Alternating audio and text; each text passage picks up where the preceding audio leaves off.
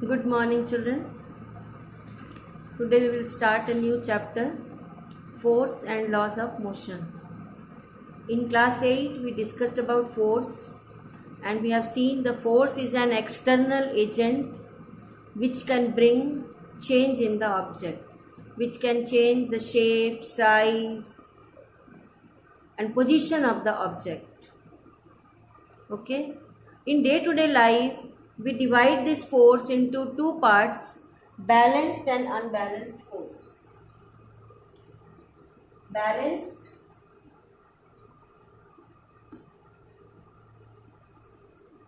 and unbalanced force. Balanced force, if a number of forces are acting on an object and the object does not move, there is no change in the position, shape, size of the object, then the forces acting on the object is called balanced force. Balanced force cannot create motion in the object. Let us take an example of tug of war. Two teams A and B, they are pulling the rope in opposite direction. If the force in the force applied by the both team is same, then there is a tie. You cannot declare the winner. That condition is called balanced force. Okay? And if a number of forces are acting on the object and the object moves, there is a change in the object, then the forces are said to be unbalanced force. Unbalanced force can create motion in the object.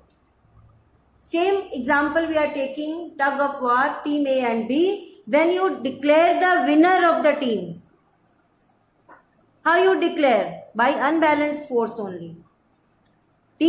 Force applied by team A is more than B or B is more than A, then you can declare the winner. That force which brings change in the object. Then you have seen when they pull the rope, in case of winner, it is one team is pull the other team towards it. What does it mean? Unbalanced force create motion in the object. Balanced force cannot create motion in the object. First of all, Aristotle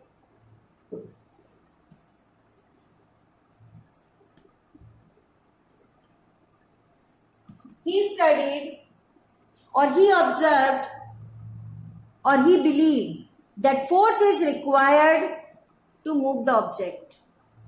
Without force, object cannot move. But the Galileo, he came after Aristotle, come to the conclusion with different experiment that no external force is required to move the object. So what was the experiment? He has taken two inclined plane. Here you see AB and CD, two inclined plane. They have kept on the surface, horizontal surface BC. This BC is the horizontal surface. AB and CD are inclined plane. Here in first case, here angle of inclination is same. And he rolled one ball, one marble from here. Then he has seen the marble moves here up to B, then come to C, then move to D. The height of this and height of this, the original position of the marble and final position of the marble is at same height from the surface. Second, he has taken two plane again, but here different angle of inclination. Angle of inclination is now changed. Then also he found the same. They reach at the same height. Initial and final position is same. Then third condition he has taken, when angle of inclination is such that CD is reduced to 0. Angle of inclination is CD is reduced to 0. In that case he has seen the body is not stopping. It is moving, continue to move with the same speed in a straight line. What does it mean? We have not applied any external force, but the object is moving. So there is no external force required to move the object. Okay. Then after that, after the death of Galileo, Newton further studied the concept of Galileo, and he came to the conclusion with 3 laws of Newton, which are very famous, laws of motion. He came to the end with 3 laws of motion. Newton told in first law of motion that object will continue to be in state of rest or motion until and unless no force is applied on it. That means if a body is in motion, body will continue, or if body is in rest, body will continue to be in rest or motion until and unless no external force is applied on the object. What does it mean? That means force is required to move the object. Okay? That means the body has no inner capacity to move of its own. That inner capacity of the body by which the body don't want to change its state is known as inertia. Inertia is the virtue of a body by which the body wants to remain in its position. If a body is in rest, body wants to be in rest. This is inertia of rest. If a body is in motion, body wants to be in motion, inertia of motion. If body is moving in a straight line in one direction, body want to be moved, continue in the same direction itself. So inertia is the virtue of a body by which the body want to remain in its own position. Or you can say the capability of a body to remain in its own position is called inertia. Mass is the measure of inertia. More mass, more inertia, less mass, less inertia.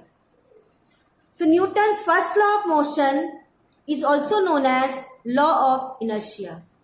First law of motion gives us the definition of force. So what is force? Force is an external agent which brings change in the object. And first law states, if no force acts on the body will continue to move in its state of rest or motion. Isn't it the same? So Newton's first law of motion is also known as law of inertia, is also give the definition of force. There are so many examples of inertia in our daily life. When we jerk the carpet, dust fall down. Why? According to law, the dust particle was in rest initially. Carpet was also in rest. But when we jerk the carpet, we bring the carpet in motion, but the dust particle want to be in rest. So that is why they fall down. Fruits fall down when we shake the branches of a tree. Leaves fall down when we shake the branches of a tree. When we move in the bus, when we are in rest position in the bus and bus suddenly starts, we feel backward jerk. This is again due to inertia of rest. So if a body is in rest, body wants to be in rest. If body is in motion, when body suddenly stops, we feel forward jerk. This is because of inertia of motion. More we will discuss in next class. Thank you.